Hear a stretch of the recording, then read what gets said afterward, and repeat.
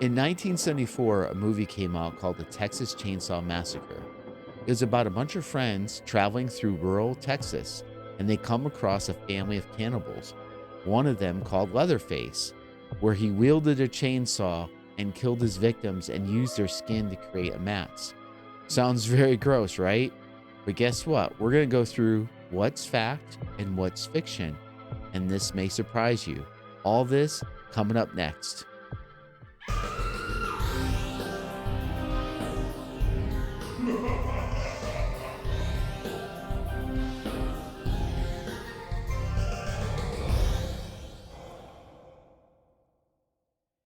Hey there, guys. Welcome back to our Welcome. Halloween monthly scary true crime stuff. And if you're new here, we'll introduce ourselves. I'm Shavak. Welcome. And you can call me as you. And yeah, today we got another good, scary, I guess, one, kind of a gross one. But before we do that, Yes.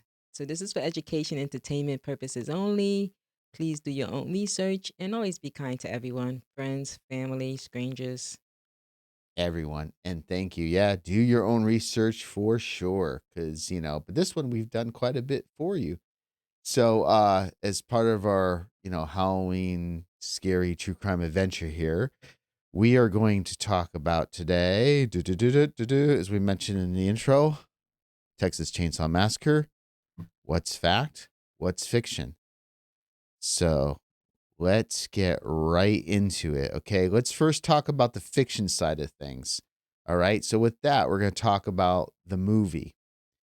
And this movie, as I mentioned in the intro, came out in 1974. It's really a classic horror film by today's standards. And the plot centers around a group of friends who fall prey to the family cannibals, as I mentioned, and they're traveling through the rural parts of Texas. And this was all directed by Toby Hooper, if I got the name correct. Okay. So the movie, let's go through the movie real quickly, just highlights, okay? And hopefully it won't be too many spoilers, but if you want to skip this, that's fine. But high level, the movie begins with five friends, Sally and her brother Franklin and their friends Jerry, Kurt, and Pam, and they're traveling, again through Texas to check on Sally and Franklin's grandfather's grave, as there was reports of vandalism in the area. Okay. So as they're traveling along, they pick up a hitchhiker who acts erratically, acts kind of nutty, and he cuts himself and then attacks Franklin before being forced out of the van. Yeah, you think? Mm. So after that event, the group stops at a gas station but finds that they're out of fuel, so they decide to visit an old farmhouse homestead nearby while waiting for the station to get their gas delivery. And again, these rural places out in the west and south are very spooky. We'll talk about that later when we stop for a second. And so as they explore the area, Kurt and Pam wander off in search of a swimming hole and stumble upon a nearby house. Because as those that who've ever traveled during the South, it gets really wicked hot and humid. So in the old days, you just find a swimming hole and go swimming. Okay, so then Kirk enters the house and is immediately attacked by a large man wearing a mask made of human skin. This is the Leatherface gentleman I was talking about. I should say gentleman, man. Okay. Mm. And then Pam is waiting outside, is also captured. The Leatherface brutally murders both of them, setting off a chain reaction of all kinds of craziness. And it's, for the time, very graphic, very gory. So, as nightfall, as night is falling, it's getting dark out. Jerry goes looking for his friends and is also killed by Leatherface. Sally and Franklin are left alone. They attempt to find the others, but while searching, they suddenly appears Leatherface and kills Franklin with a chainsaw. Sally flees into the night, seeking refuge in the family's house. Okay, so that's where we're at. And then Sally discovers the house is filled with human remains and just all kinds of weird, macabre decorations. She's captured by Leatherface and his family, including the hitchhiker from earlier, who are all revealed to be part of a family of cannibals. Really gross. Okay, and then Sally is tied up and forced to join the family for a disturbing dinner. Oof, I can only imagine. I'm getting gross Gross. thinking about it. Gross. Where they torment her, and she eventually escapes by jumping through a window and fleeing into the woods. And then, Leatherface and the hitchhiker chase Sally, but she managed to reach, the main road. The hitchhiker is run over by a passing truck, and Sally's able to climb into the back of a passing pickup truck, and Leatherface is just frustrated, swinging his chainsaw wildly in the air as she escapes, and she escapes laughing hysterically in shock and also relief. So, in conclusion, the film ends with Sally's fate left open to interpretation, though she escapes the immediate danger. Leatherface is left standing in the middle of the road in the chainsaw, swinging around, dancing madly in the chilling final image, as you can see here. You know, kind of crazy stuff. So, Chirac, I wanted to ask you here. I'll go back to our main screen here. What do the summary? I don't know if you ever seen. I'm more of the watching the horror movies than yourself, but watching that or listening to that, I should say, and seeing the slides. What do you think of the movie? Something you want to watch on a Sunday afternoon? Maybe in the morning time. I don't like watching it at night. Then it I didn't falls think I didn't think you asleep. want to see that one. So, and again, I'm sorry because I want to ask you. I want you to talk really quickly though. I want to ask you this. I know sometimes the older movies, like from the 60s and 70s, the way they filmed them, not so Mm-hmm. much black and white, but because they're older, they just Yes. for some reason seem more creepier because the footage wasn't as like 4K, like really good resolution, so it's Yeah. kind of like creepy. But just by those pictures and everything, what's your reaction to this? Horror, horror, horror. So yeah, it's definitely devastating. It's gaudy, like you said, and it's just Gore, like yeah. unbelievable. It's like unsurreal to me. So it's like, oh my goodness, Well, guess can this what? happen? I got a surprise for you. Ready? There's not just one of these movies, but guess what, Shirley? Chirac, we could spend the whole day and to the evening watching all these movies I'm going to go through. I'm going to go through the whole chronological. Yeah, because they Uh, made more than once. yeah. So here we go, guys. I'm going to go through all this with you It's and getting go good through all the different ratings. movies. So 1974, that was the original, directed, I guess, like I mentioned, by Toby Hooper. This is the original film with Leatherface, Cannibal. We went through all that. Okay, so that's 74. Now, the next one wasn't until 1986. Mm, The Chainsaw Massacre Part part 2. Oh, two. that's just so creative. Oh, my goodness. Part That two. was also directed by Toby, and the sequel is more sadistic, darkly comedic approach, set 13 years after the first film. Okay. So that was in 86. I was in high school. Okay. Now let's go to 1990. 1990. Leatherface. Texas Chainsaw Massacre Part 3. That's another another creative name. But anyhow, that was directed by Jeff Burr for this film. And it's a loose sequel to the first two films, featuring a new version of the family, of course, because it's many years later. But again, this is like a part 3. I never seen this next one, but now we get into kind of weirdness. I don't know what's up with the hair. 1995, Oh my Chainsaw goodness. Massacre: The New Generation, directed The by next Kim Henkel. generation. This version re-images Leatherface as family, adding a new bizarre conspiratorial twist to the narrative. Uh yeah, this looks like a really bad. I haven't seen it, so I don't know, but it looks like a very bad cross-dressing Texas Chainsaw Massacre. I don't know. I don't know what this is all about.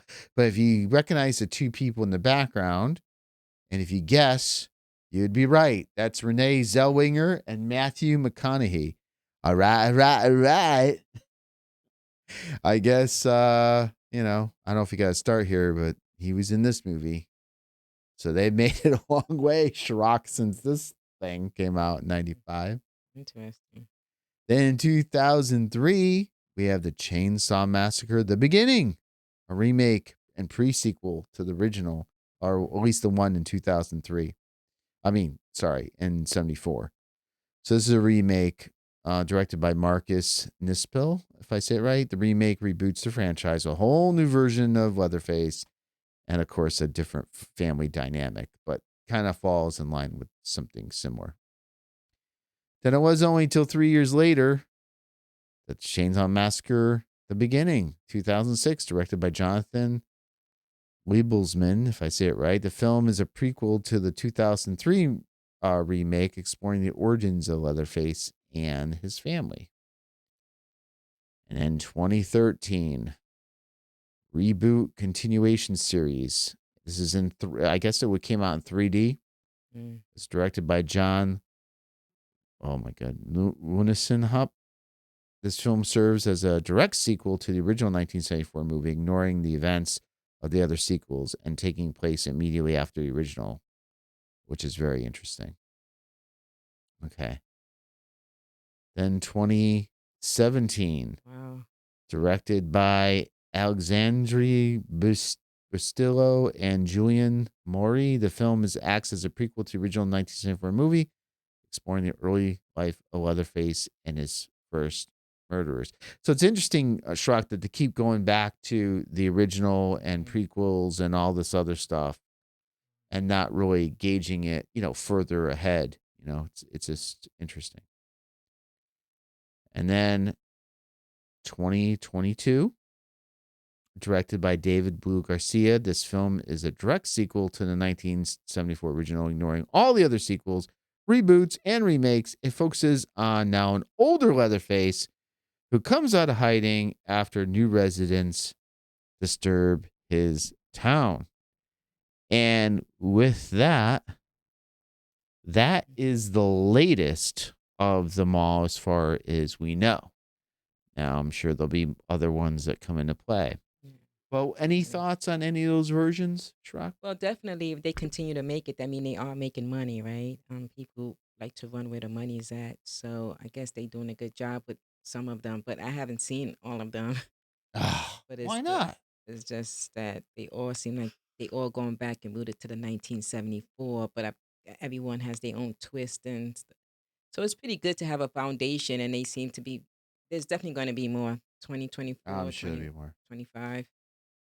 It's Yeah. just interesting that nobody really took up, like, okay, we're going to do like 4 or 5 of these films and we're going to start from, where 74 took off, or prequel, and start a new series. It seems like they always kind of either went back, either right off the original or Right. prequel. Because people are comfortable with what they know, right? A Yeah. lot of people know the 1974. They start with something totally different. We're like, hey, that's not nothing near. So everybody want to go back to the root, which was the 1974. Yeah, it's interesting because if there was a number 2, they could come up with unique ways of how everything was done. But again, this is for the glory of heart. I mean, yes, there are probably some jump scares in these movies. I've actually seen, I can't remember if it was either 2003, 6, or 13. I forgot which one it was. I think it was this 2006.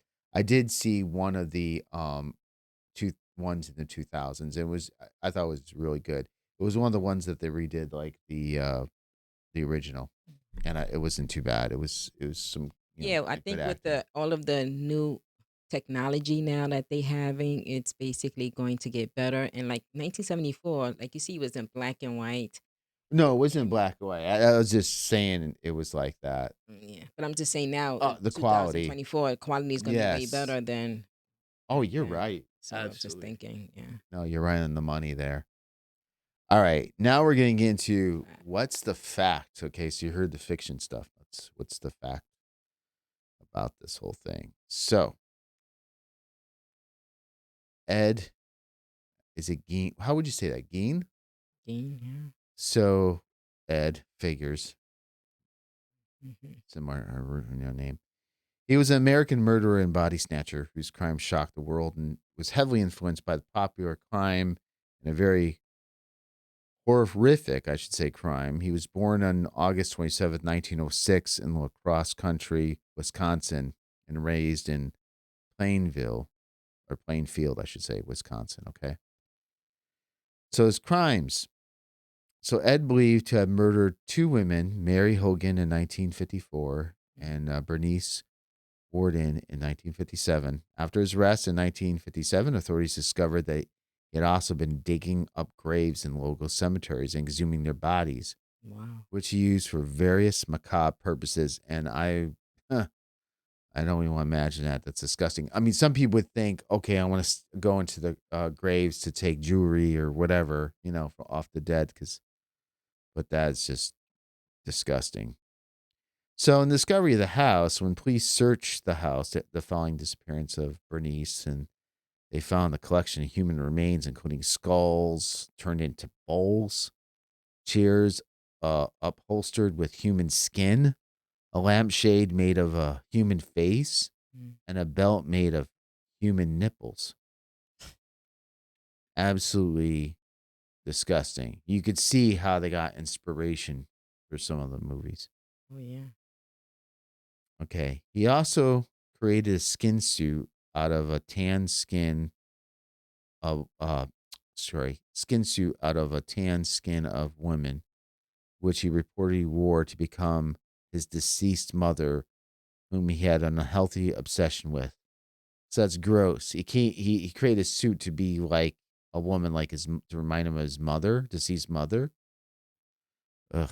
So his background in psychological profile is, that's a good segue into his childhood and upbringing. He grew up in a highly abusive and isolated environment. His father was an alcoholic. His mother was a fanatically religious woman who instilled in him a fear of women, convinced him of his sinfulness of sex, and constantly preached about his immorality, the immorality of the world. She dominated his life for sure, Mm. and her death was in 1945. He became increasingly unstable and reclusive. He probably didn't know how to interact with the world, and especially women. Okay, so let's talk more about his psychological state. He was diagnosed with schizophrenia, Mm. deemed legally insane. He was found unfit to stand trial initially, but later found guilty of the murder of Bernice in 1968. However, due to his insanity, he spent the rest of his life in a psychiatric institutions where he died in 1984. Okay.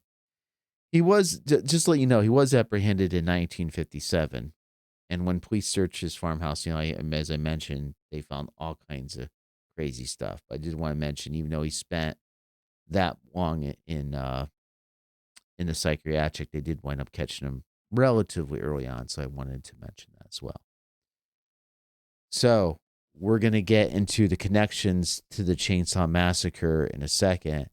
But Shrock, I want to get your reactions to the factual story behind everything. Yeah, it makes sense. It's definitely a good way to start a story from the what happened, and The everything facts. comes back from the root, right? Like his childhood.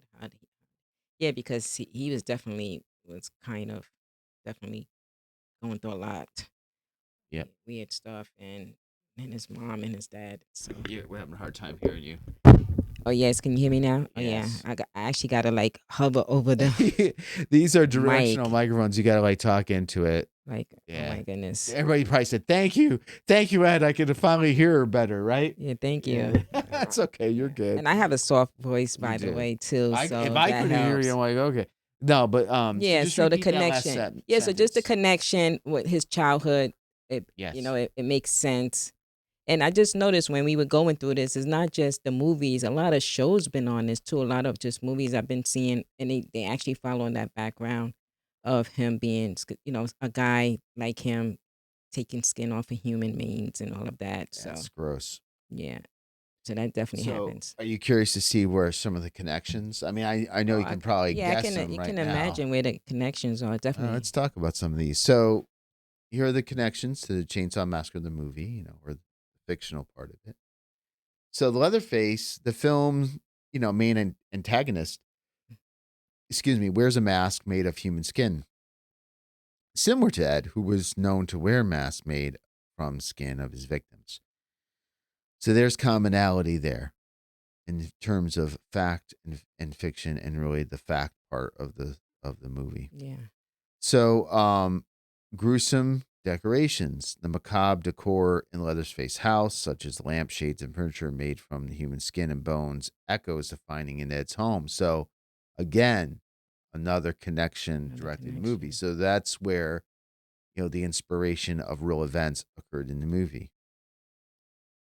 Okay, the psychological disturbances. Both Ed and the fictional Leatherface exhibit severe psychological disturbances, although, Ed didn't, this is a key part. Please remember this.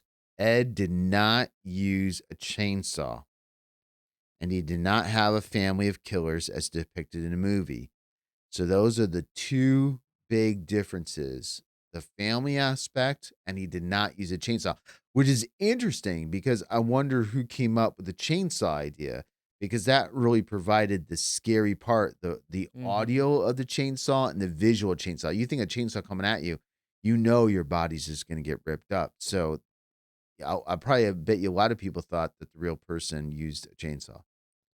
He did not. Okay. Other inspiration and fictional elements. Okay, so let's talk about this now. So the family of killers, the cannibalistic murderers, was purely fiction. I don't in reading this, I don't even think his mother or anybody that I know of in Ed's family had a cannibalistic part of this.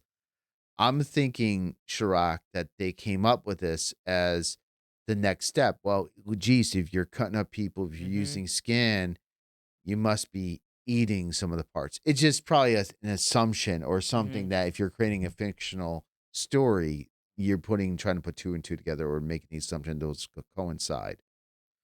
So again, that's more of like the fictional aspect to the movie. Location of events. Excuse me. The film is set in Texas, as I mentioned, the rural parts of it. Ed's crime occurred in Wisconsin, and the chainsaw, as I mentioned, that iconic part of the whole movie, was not associated with Ed at all. It was added by filmmakers again probably to increase the terror, to increase the violence of the story.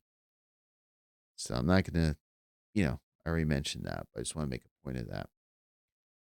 So the influence of urban legend. So Toby, the original director, was inspired by urban legends such as the idea of being trapped in a remote area with no means of escape, stories of hitchhikers, strangers turning out to be killers, things like that. So these elements help create a sense of realism and fear, even though they are not directly tied to the specific true events. Mhm. So he wanted to take some aspects from Ed and incorporate into a story, but then create all the stuff around it that would create more intense suspense and more horrific circumstances. So, in conclusion, while the Texas Chainsaw Massacre was marked as being, based on a true story, it's really more accurate to say it's loosely inspired by real life crimes, particularly those of Ed, because the film combines Ed's story with really a lot of fictional and sensational elements to create really a horrific narrative, that has captivated and terrified audiences, for a very long time. And you can see it started in 74 and it goes up to 2022. So over many years. So with that, let's get some kind of final thoughts or final discussion. I'll say we have some time. So Mm. Shrak, you want me to start? Or you want to go Yeah, first? you can go first. Okay. So, I think that if you look at it from the director's standpoint or the people who created the fictional aspects of the movie, I think did an amazing job when it comes to that. And you say, well, why? That's kind of weird. Well, because the chainsaw is not only the name, and that's the huge element. And like I said, the noise, the visual, somebody chasing with that provided a lot of terror. The original story, Ed didn't have that. It was kind of more adultsome or dull type. And I don't mean that in any sort of way. Just, Mhm. you know, if you didn't have that aspect of it, it would still be a creepy story. They could have made it creepier outright. but they wanted to instill that fear. So adding that tool to the whole thing just provided a lot more to the story, a lot more scary and what's the word? Sensationalism. That's the word I was looking for. And then the other part of, having the family, I think was another part that was kind of a good add-on because it added where maybe some of the roots came from, where Ed's story was about abuse and probably things even in the 70s that people didn't really want to talk about or really focus on.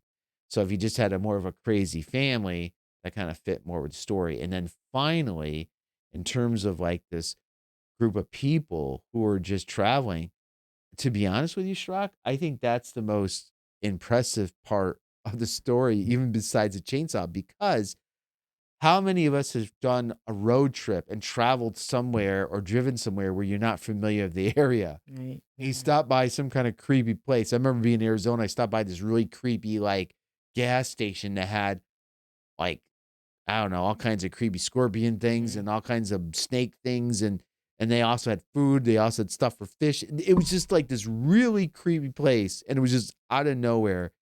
And, it's more realistic that you go out somewhere and you run this situation, and that brought in the real, more lifelike part of the story come to life that could happen type of thing. I think that's more scary.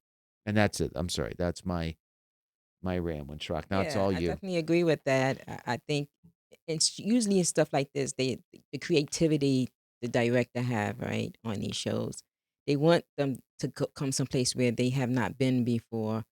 The traveling, so that's something that okay, because if it was someone like a neighbor, then you would have a different type of vision of how the story plays out, right? So that I think that was also good, and using the chainsaw was definitely a phenomenal idea as well.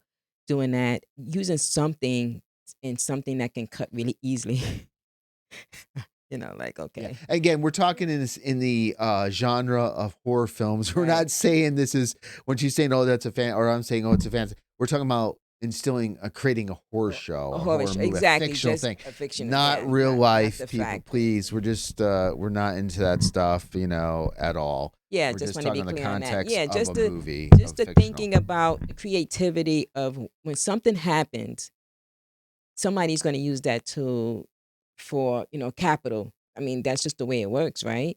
If something happens today, if somebody's going to use that either, and also there's been books about this, by the way, and there's always been articles, there's TV shows. I mean, we can go on and on.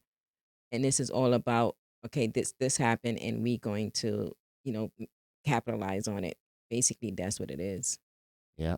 So, of course, this is definitely devastating, and of course, to the family back in 1974, Oh, back in to the the two 19, women who the were two women that murdered. was Yeah, yeah. But we're not absolutely talking about that. We just horrific. talking about the part of it where it became into a movie and how the movie played out. Right. And I think you brought up a good point, or you sparked something in my mind.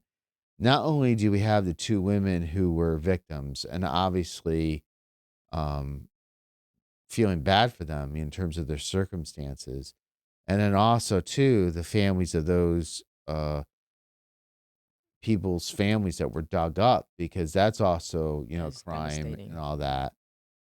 But then, and again, I'm not, I'm not saying that. I'm thinking about Ed. Like, I feel bad that that also too, how he was treated as a kid and what we know, that's also a crime and the abuse and some of the things that he suffered. Now, we're not making excuses for anything else going forward.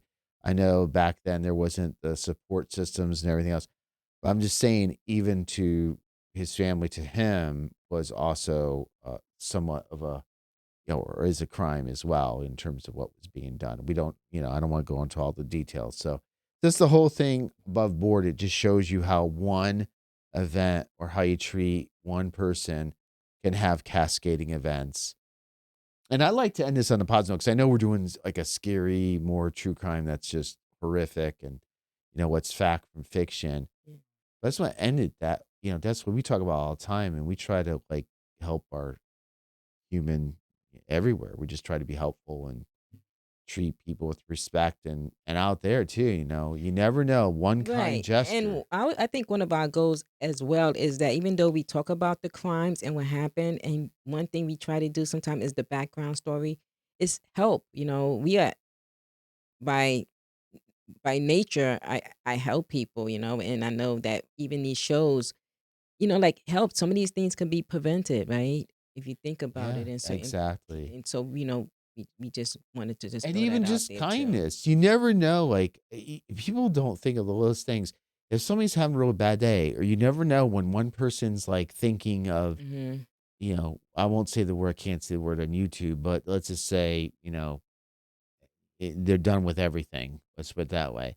You don't know how one little bit of kindness or one little thing can change a person's day, and even sometimes change their whole perspective, or give them an idea, or do whatever, and it cascades down. You could see in this story how one life, unfortunately, cascade down and affected many others. So that's all. We'll leave it on the positive note that, just when we say be kind to everyone everywhere, we really do mean it. And, no, we're not all perfect, but try to make it a better place.